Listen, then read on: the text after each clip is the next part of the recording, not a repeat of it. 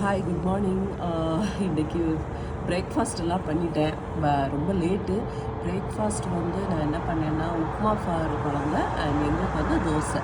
அப்படியே வெளியில் பார்த்தேன், செம்மையாக இருந்தது. Beautiful view.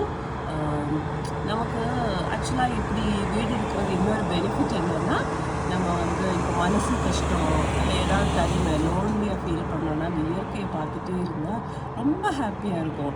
அதாவது இந்த ஜன்னல் வழியாக நின்றுட்டு எனக்கு பார்க்கும்போது கடலெல்லாம் எனக்கு தான் சொந்தம் அப்படின்ற மாதிரி தோணும். வானம் கடல் அதாவது சன் ரைஸ் ஆகும்போது இது ஃபுல்லாக ரைஸ் ஆகலை, அந்த மாதிரி ஃபீல் ஆகும்.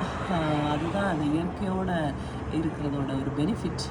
ஸோ எல்லோரும் என்ஜாய் பண்ணுங்கள். மார்னிங் அட்லீஸ்ட் ஜஸ்ட் அவுட் சைடெல்லாம் பாருங்கள். எல்லோரும் ஹரிபரியாக தான் ஓடுறோம். எனக்கு இன்னும் 2 minutes தான் இருக்குது நான் கிளம்புறதுக்கு. Anyway thank you and have a nice day.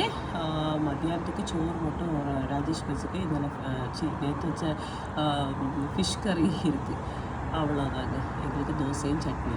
Anyway thank you and take care. Bye. Stay healthy.